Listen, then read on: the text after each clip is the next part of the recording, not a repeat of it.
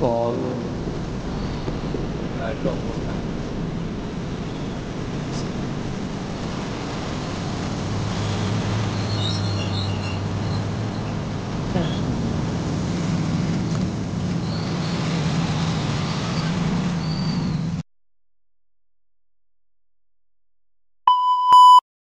Hey guys आज आमे जाउछु पुरी आमे अभी अधर रास्ता रे अछु।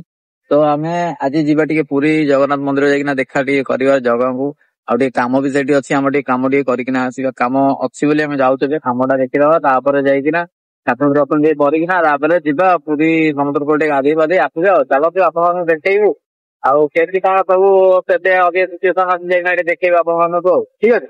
आपन जिबा चलो।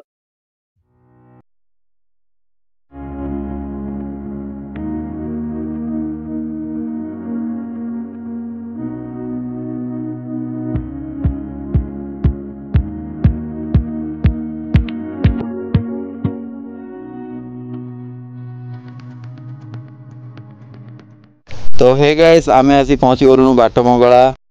एठू आमे अबिका स्टॉपेज नै कि ना एठू जिबा पुरी। तो आगे आसंतु जिबा ठाकुर को टिके दर्शन कर दवा। दर्शन कर साला परे जिबा पुरी ठीक है चलो। तो गाइस आखरे टिके धूली पसी जाई छी। देखो रे आसजोडी ठाकुर को टिके दर्शन कर दवा। रेडी ठाकुर को दर्शन करी जिबा